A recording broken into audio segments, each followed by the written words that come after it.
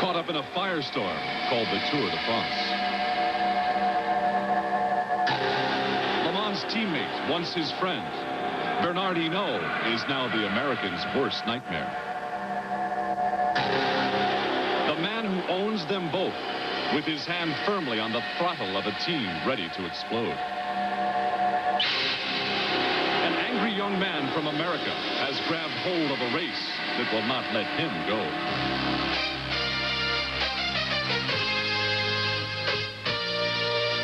This is a race that has for 83 years brought the world's very best to meet the test of the Tour de France.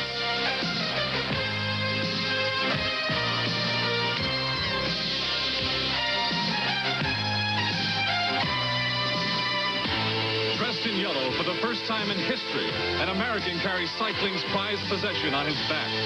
Greg LeMond has arrived and is beating the Europeans at their game. But riding in his way is a man who had pledged to help him win his first Tour. Five-time winner Bernard Hinault has let it be known he is off in search of a record 6th victory. Since it all began July 4th, their journey has taken them all over France's most beautiful countryside. 2,525 miles for 24 days.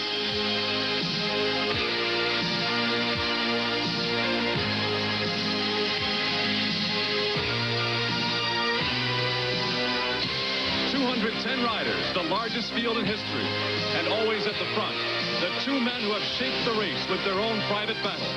Bernard Hinault and Greg LeMond have taken aim at one another in this high-speed war on bicycles. It's the Frenchman and the American who have turned this race to catch them into a tangled mess of bodies and bikes.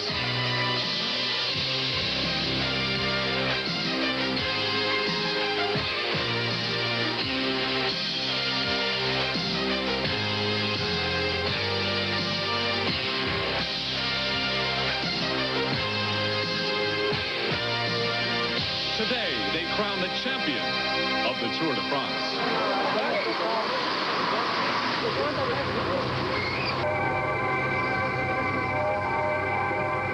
And welcome to the Tour de France bike race. In a little while, this great race will make its finish right here along Europe's most glamorous avenue, the Champs-Élysées. And Phil, it began 23 days ago, and through it all, it really has been a battle between the Frenchman and the American, Hinault and LeMond. John, it most certainly has. If you can remember, over 3 weeks ago, 210 riders, a record field, set out. Today, almost 40% of those riders have given up. But all the time, the two principal players have been Greg LeMond and Bernard Hinault.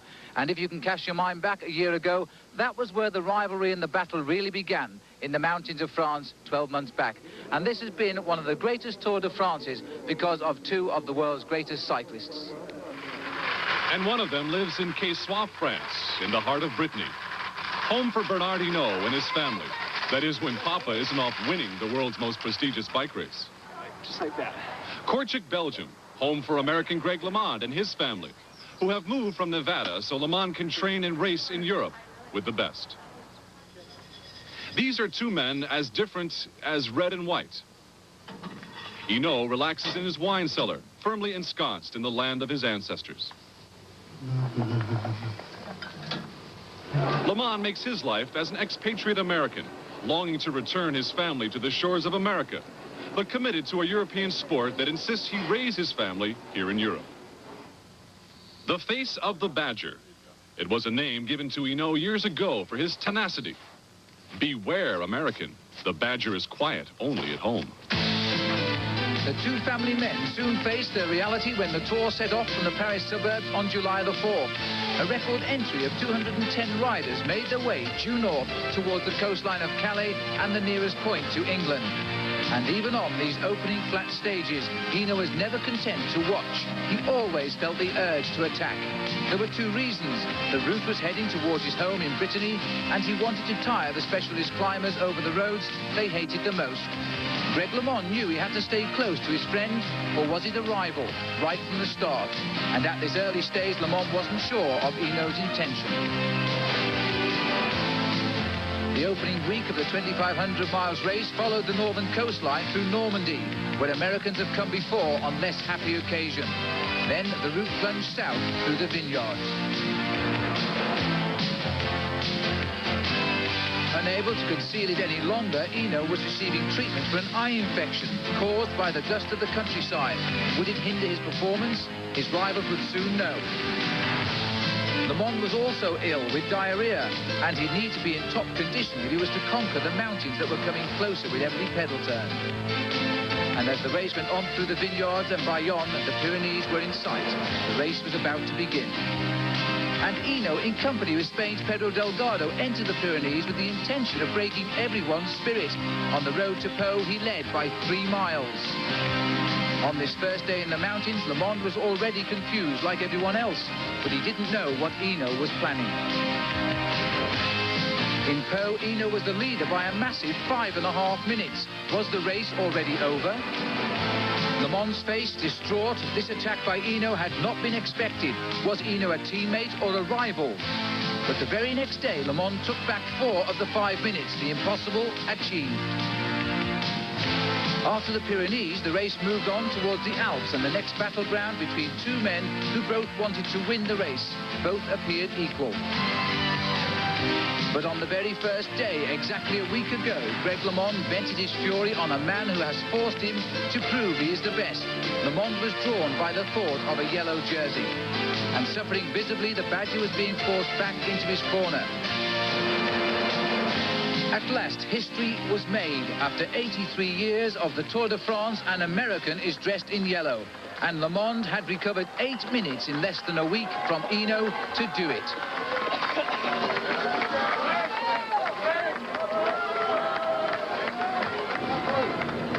And so it was last Sunday that Greg LeMond stood in the yellow jersey. But still, one more week of racing remaining through the Alps and a crucial time trial.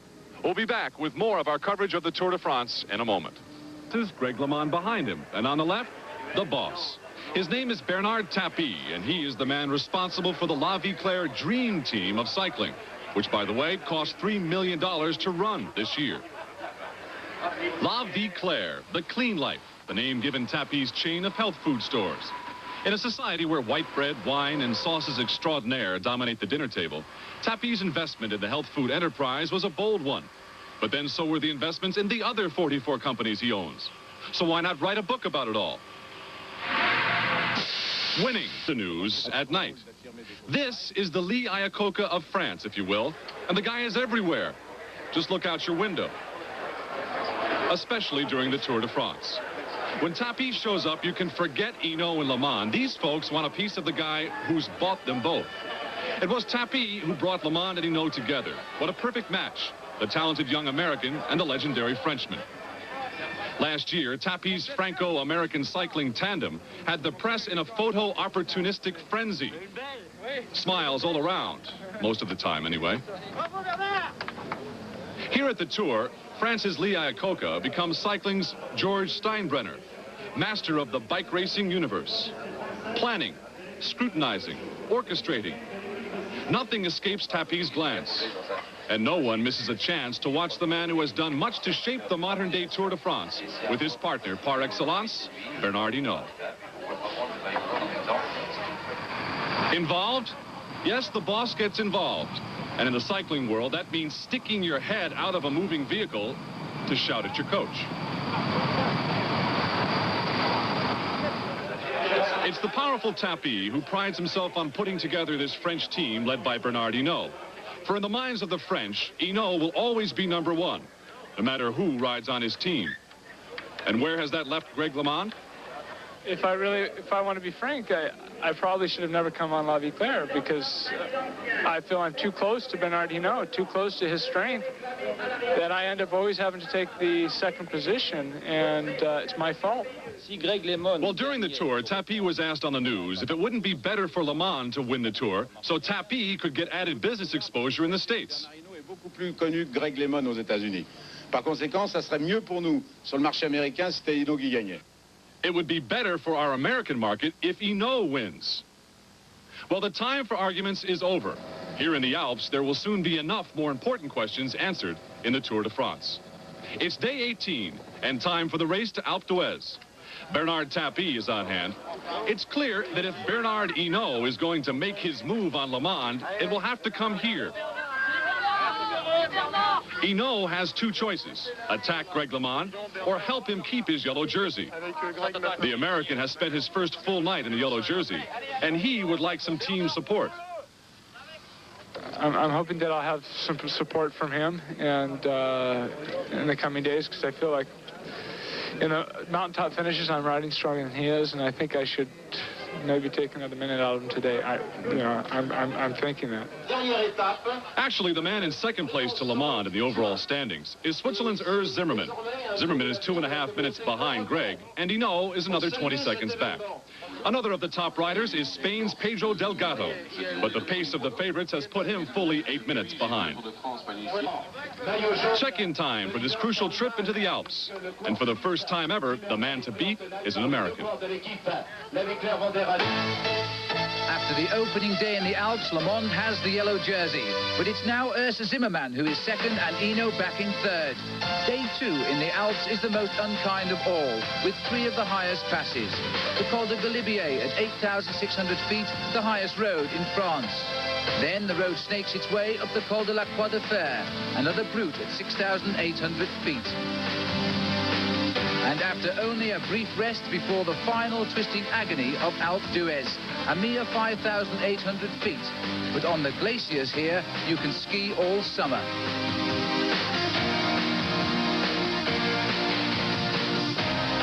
Packed together, the field head off into the belly of the Alps, not knowing what the day will bring.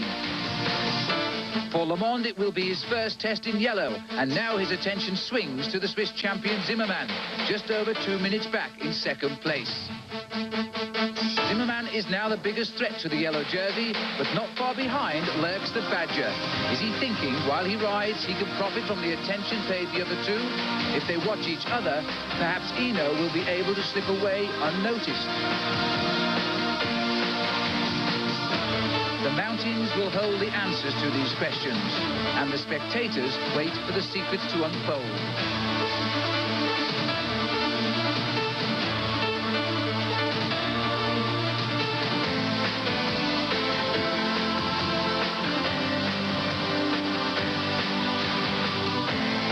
As the air gets thinner and the roads go higher, Hinault is still a force, and with typical panache, he teases LeMond to take the lead.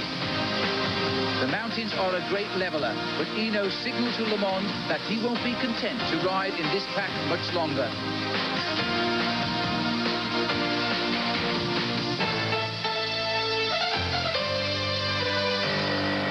Bernard Hinault is like a time bomb ticking.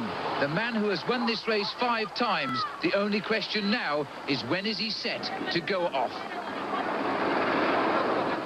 High-speed descent in the Alps. Coming into the race, Zimmermann was 2:24 behind LeMond and displays his unusual technique for playing catch-up. The climbers have now become daredevils, and the pace of the race has been dictated by how much risk one is willing to take. Strung out over miles, the pack of 143 takes on the look of a giant pinball machine run wild.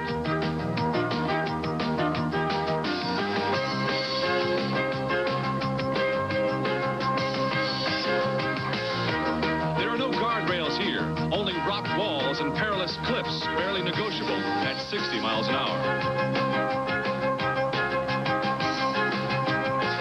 Off the front of it all, Bernard Hinault. Zimmermann in front of him, and manning the lead position, the yellow jersey, Greg LeMond, whose lust for greater speed has ensured him his position as the race leader.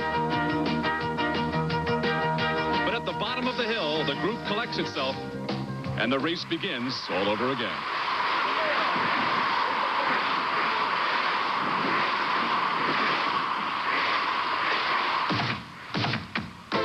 And while Greg LeMond rides close to Urs Zimmermann, the bomb explodes, and Bernard Hinault launches into the attack. Peddling a gear that many riders would use going only downhill, the Frenchman shows his real strength.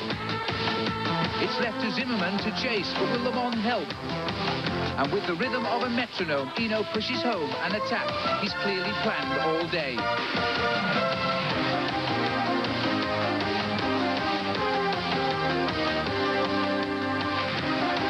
Plays the perfect teammate and rides behind Zimmermann.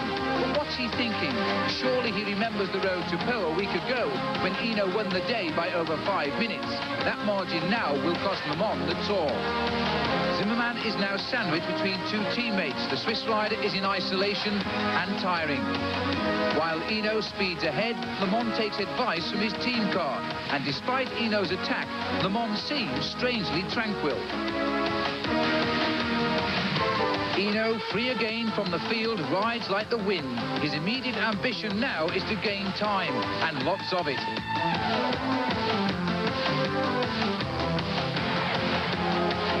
And with the ski station of Alpe d'Huez on the snow line, who says he won't? Zimmermann is now too tired, and Hinault's gained enough time to take second place. His next target will be the yellow jersey of Greg LeMond. And do you think Greg doesn't know that? Taking food on the move, the break is made, and Hinault settles into his rhythm. But a glance over his shoulder, and Greg LeMond is no longer with Zimmermann, but stimulated by the most coveted symbol in France. He joins Hinault on the attack, helped by his Canadian friend, Steve Bauer.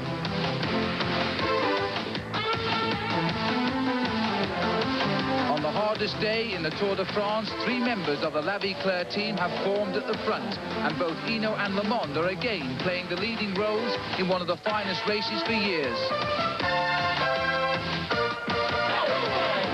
The route continues to wind its way over the Alpine peaks. This is a day for the strongest. And on the slopes of the Col de la Croix de Fer, the rocks blossom with people witnessing one of the finest battles between the world's 2 greatest riders. Swept aside by a private feud, Zimmermann knows dreams of being the first Swiss winner in 35 years are gone. While Bernard Hinault and Greg LeMond have proved beyond all doubt that they have no equals in this race. But the question now, neither of them yet know the answer to, is which one will be first to Paris. The climb of Alpe d'Huez is still to come, and it may yet hold the answer.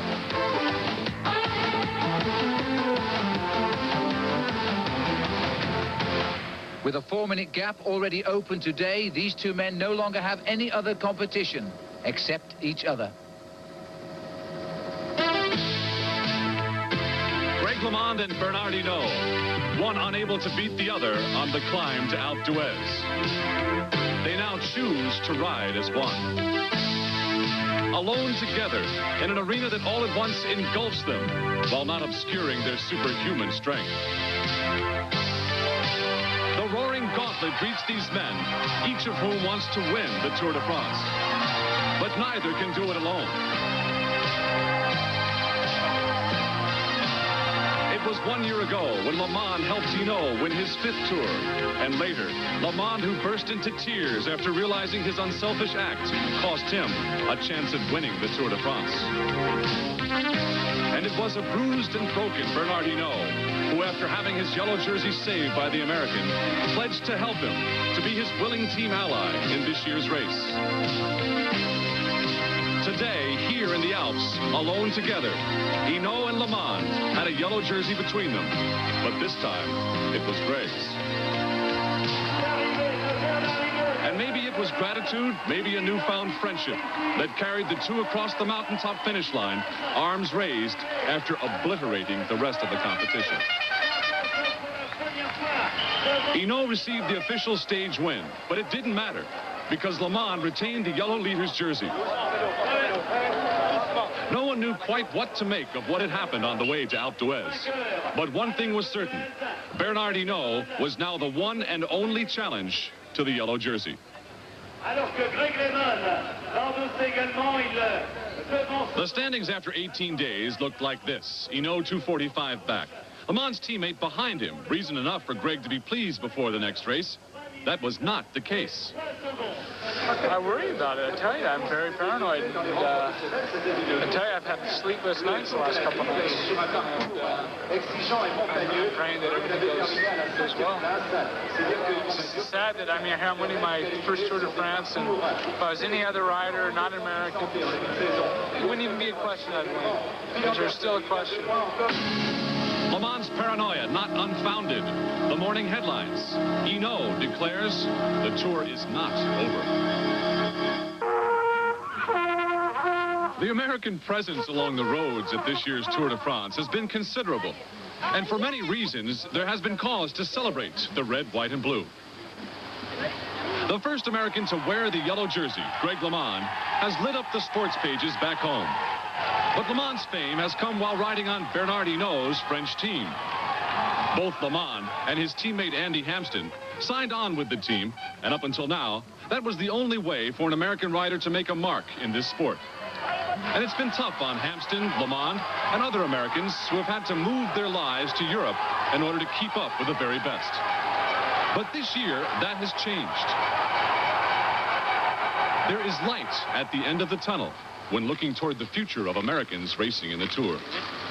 The American 7-Eleven team has made its mark this year, if at times struggling in the effort to do so.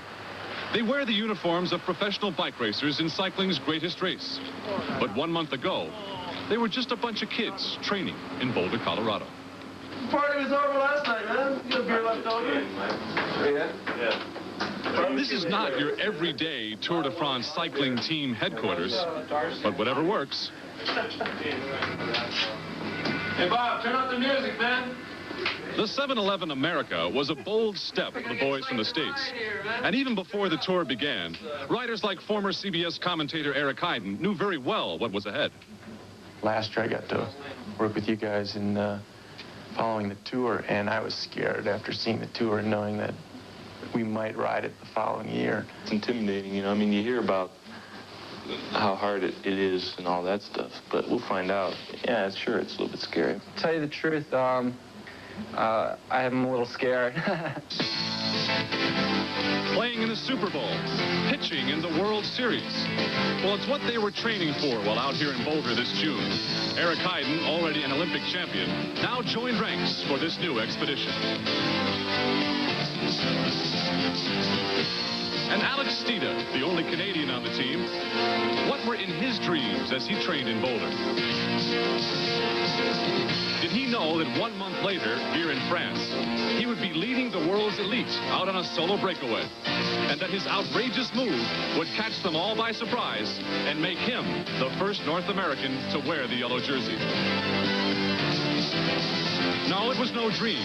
7-Eleven was out to get noticed. But good grief, one of their men leading the Tour de France. It built a lot of confidence all around. We're going to do the best job we can to hold that jersey as long as we can. Just want to say hi to everyone in Vancouver, and hope they keep watching, because there's going to be more to come. We're cavemen, what can I say? We're bad to the bone. At least the first day. We'll see the rest of the race how it goes.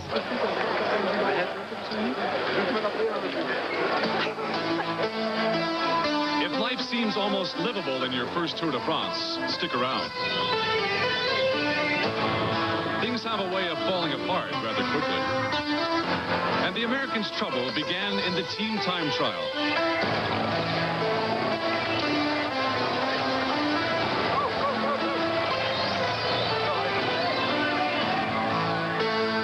Yellow jersey Alex Steeda. A few hours in the Golden Fleece feels good, but it's a fickle prize indeed. Steeda lost the jersey and was almost disqualified for falling too far behind.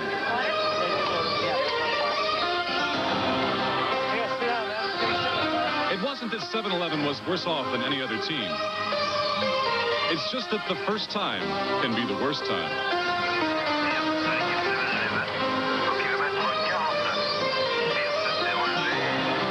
When the race hit the mountains, Olympic champion Alexei Greywall spent time at the front of the pack with the leaders, while his compatriots Chris Carmichael on the left and Doug Shapiro on the right suffered on the climbs with stomach viruses and eventually had to abandon the race.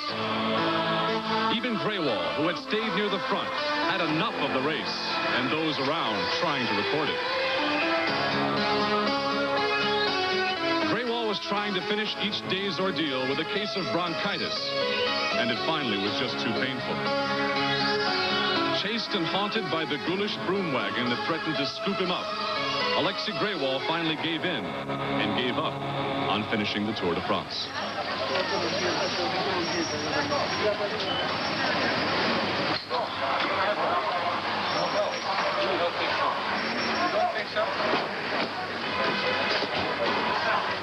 I feel pretty confident about making it to the finish, and if I can do that, that'd be my biggest goal, making it to the finish and seeing the Champs-Élysées a couple times going up and down there. Well, you know, it's always a matter of, just 5 more kilometers, you know, or just 10 more kilometers, or just to the next feed zone. And it's always little things, little games you play, and then, it's only 50 kilometers to go. So yesterday, I definitely was cracking on the second hill. I mean, I was just starting to die. And all you do is you just hope you can hang on.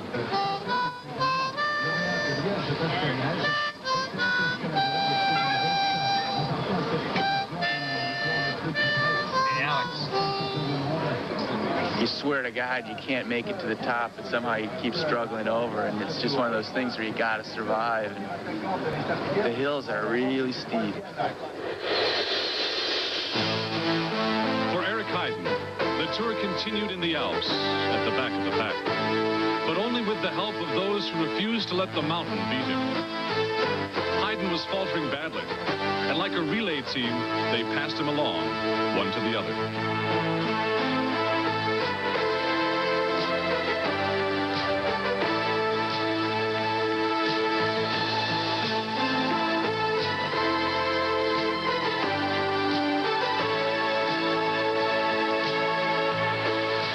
The Olympic speed skating champion, who had gone far beyond the limits set for mere mortals, totally dominating a sport and winning 5 gold medals. The 28-year-old need not prove himself to anyone. But for Heiden, there was one last goal to accomplish before starting yet another life as a medical student. Heiden sought an honor reserved for the world's elites, finishing the Tour de France. Here in the Pyrenees, he had survived another impossible day in the mountains. Heiden, one step closer. To finish the Tour de France is something that I'll try as hard as I can to do. And, you know, it's one of those things where years down the road, you know, you can sit down with your grandkids or your children and say, you know, I was in that race, you know, the race of races. The race of races, the race of a lifetime. For Eric Heiden and his teammate Davis Finney, the race had only just begun. The climbs were getting steeper and the days longer. The crowds that had roared for the leaders now offered polite applause for the men in a daily routine that looked all too painful.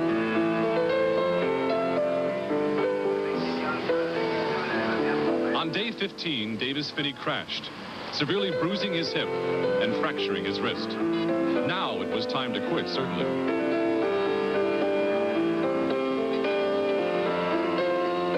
Finney would not hear of it, and he got back on his bike.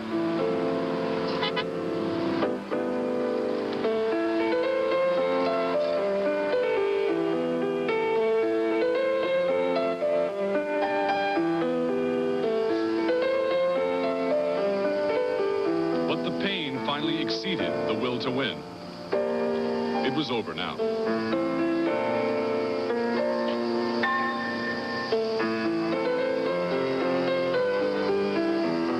And so Davis Finney's number joined the long list of broken dreams in the Tour de France.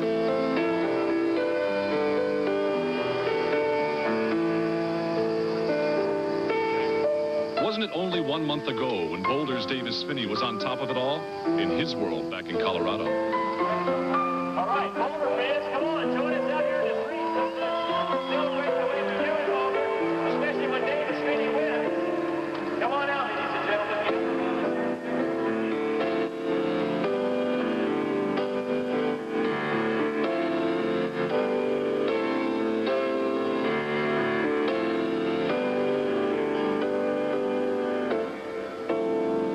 Really never appreciated it until I wrote it. And so, I mean, now here I am lamenting, you know, thinking back about all these memories, and I just wish I could think forward to tomorrow's race. That's really all I wish I want to do. One day later in the Alps, there was another call for the ambulance. It was Eric. He had crashed during a descent and had struck his head. It was, for all of us, a frightening moment. Heiden was hallucinating, and he did not recognize his close friends. It was later discovered that Eric had suffered a mild concussion. There'd be a night in the hospital for observation, but he'd be all right. The race was over, though.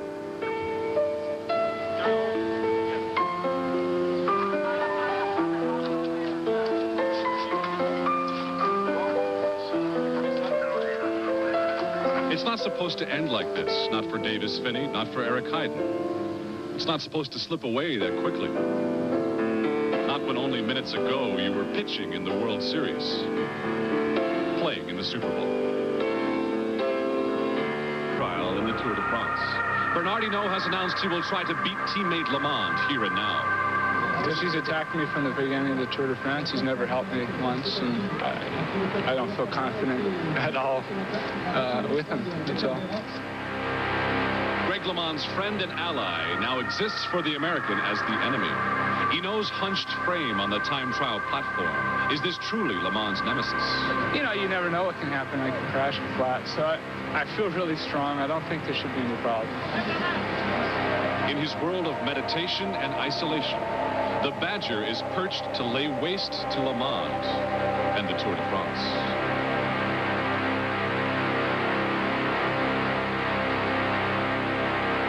There are but 2 men left to ride the time trial. As the yellow jersey, the American will ride last. Hinault precedes him on the course.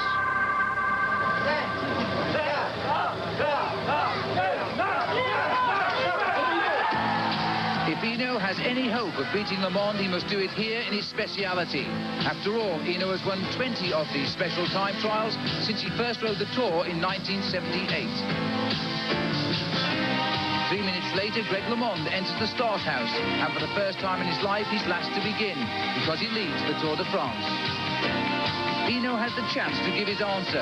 Can he beat LeMond by enough time to bring victory in Paris, or will his tour end here? One way or another, the individual time trial will tell us the truth. LeMond knows too, he sits on the brink of stardom or disaster. Hinault wants so much to win, he pushes himself to gain precious time. And on a difficult narrow bend, he almost crashes. But in any case, the delay, if not the crowd, will cost him a couple of valuable seconds. Last year, LeMond beat Hinault by just 5 seconds in the Tour's final time trial. He knows he can do it, and above all, he wants to prove, especially to the French, he's a worthy wearer of the Golden Fleece. Hinault fights like a wounded animal. His pride is hurt, and in his own garden, he wants desperately to show he's the best. Pedaling at 35 miles an hour, LeMond seems to be having trouble getting his rhythm. He adjusts his shoe position. By using all of the road, Hinault is as smooth as ever, spurred on by his threats to beat LeMond by perhaps a minute.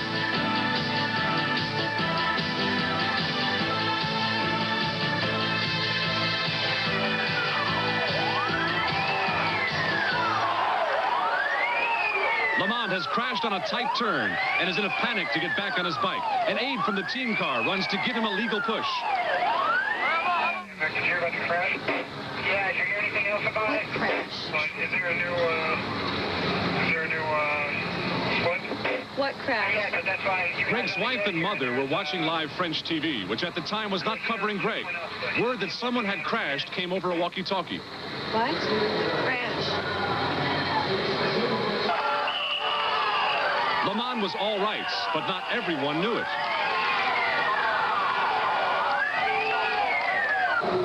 Can't be, Greg. Just can't be.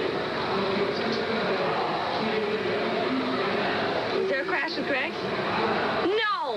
No, Kent, no! But he's all right, he's all right. What happened? Oh, what happened? What do you mean he's all right? What?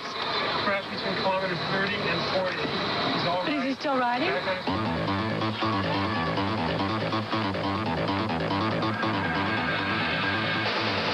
LeMond had lost very few seconds in the crash, but the questions he could only answer. Was he injured? Had his paranoia finally gotten the better of him?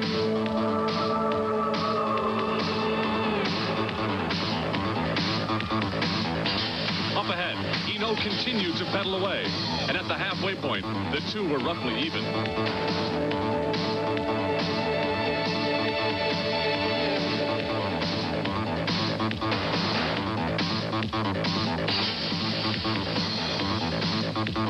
Lamont has asked the team car for a wrench to adjust his brakes damaged in the fall. The brakes are now locking against his front tire. If he used a wrench himself, he would breach the rules, and the team car refuses. Lamont is asked to pull over and change bikes, but he continues to pedal. Hinault is closing in on the finish line, but first takes on a final climb.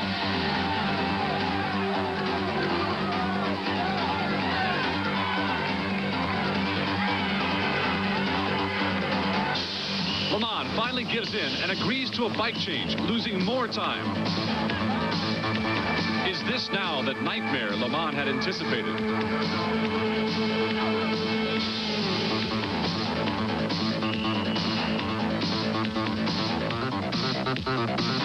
Up ahead, Hinault is in his final sprint to the finish, along the very road where exactly 1 year ago he was in the yellow jersey and almost lost the Tour in a bone-crushing collision with the pavement. But today, there would be no mishap for the Badger. And at the line, he caught the rider who had started 3 minutes ahead of him.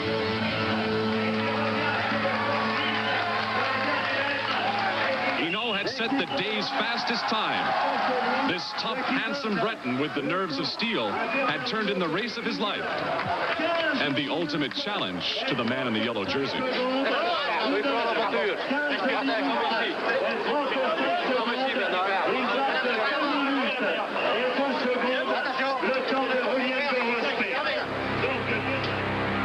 The world would wait for Greg LeMond. Reports of the crash were already going out.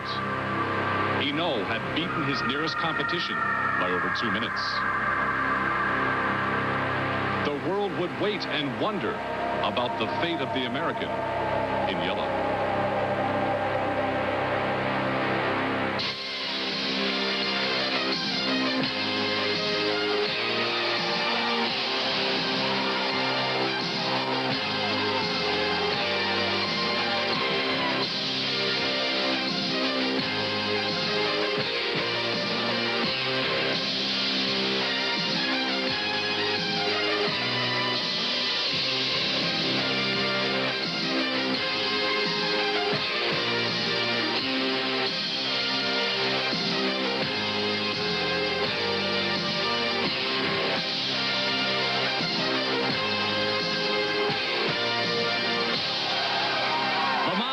His ride against all odds. Hinault had beaten him, but by only 25 seconds.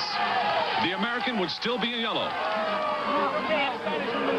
His wife, Kathy, managed to burst through the crowd to find him. It was an emotional moment played out in the middle of an overpowering crush of reporters that eventually became too much for Greg to handle.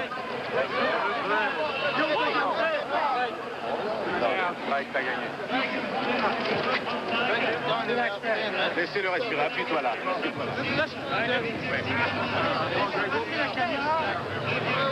The standings after 21 days.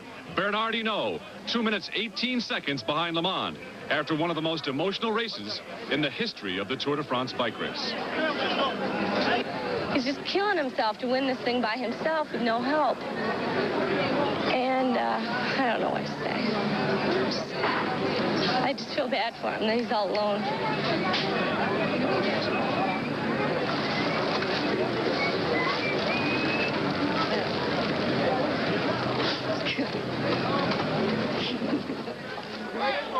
You would be hard-pressed to find a cyclist wearing the yellow jersey not wearing a smile this late in the Tour.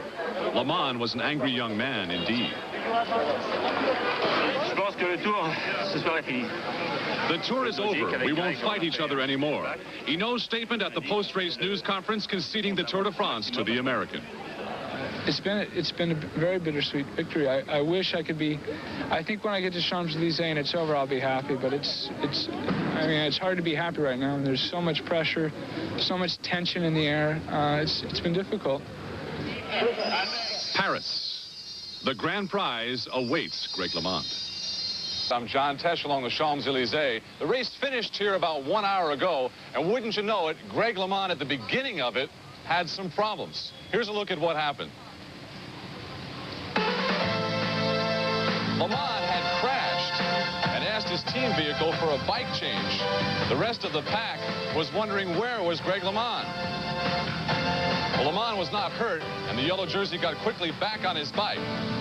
It was Bernard Hinault, the man in the polka dot climbers jersey, the 5-time winner of the Tour de France, who was able to lead Greg back up to the front and along the Champs-Élysées.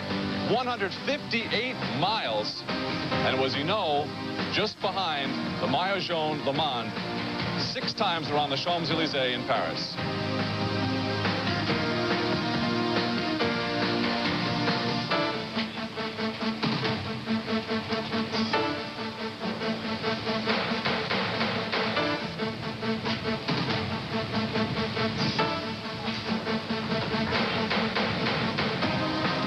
It began with 210 cyclists. Before it was all over, 40% had to abandon, to drop out of this great race. But when it was all over, it was Greg LeMond who finished here along the Champs-Élysées in yellow. The first American to win the Tour de France bike race. Andy Hampsten finished 4th. The best American on that 7-Eleven team, Bob Roll, 63rd place. Well, Greg LeMond just left us here. He had to go to a team meeting with the mayor. Here's what he said when we talked to him. Greg, congratulations. There was a time when we talked a few days back when you didn't think you'd be able to make it down the Champs-Élysées. There was so much turmoil. Are you still angry? No, I've gotten over it, but there was so much tension in the air between me and Hinault, and it was only normal that I had that much. I mean, there were several times he wasn't quite frank with me, and I wish he would have told me what his plans were. And had he told me out in the open that he wanted to win the Tour, I would have approached the race completely different, and I wouldn't have been so nervous. It looked to me like the French have finally accepted you as a true champion. The last few days there, we weren't hearing Hinault anymore. We were hearing LeMond. Yeah, because I think in the time trial, I proved that I really should have won the time trial without my crash on my bike change. And the time trial is really what we call the race of the truth. I mean, there's no team tactics. There's nothing involved. It's just the strongest guy wins. And it came at the end of the Tour de France when that's the truest test of all, at the end of the Tour de France. Well, I want one last question. Truly, how excited are you about winning? It hasn't even sunk in. I mean, it's like, I don't know, it's like combining World Series, Super Bowl, everything into one thing and winning it, and not even, I mean, there's so much going on right now, so much press, so many people that I have to get back into my homeroom with my wife and sit back and think about it before I even realize what I've done. It was great to see her unparalleled support of you, too, throughout the tour. Yeah, I know, she's my biggest supporter. Congratulations again. All right, and good luck. We'll see you here next year. Back here live in Paris, and again, my congratulations to Greg LeMond. It's time to draw to a close my 4th Tour de France here on CBS Sports. There are a lot of marvelous people who worked very hard to bring you these shows, and I think they did a marvelous job. I embark on a new adventure now, leaving CBS Sports. I leave you in their hands, very capable people. So long for now. I'm John Tesh.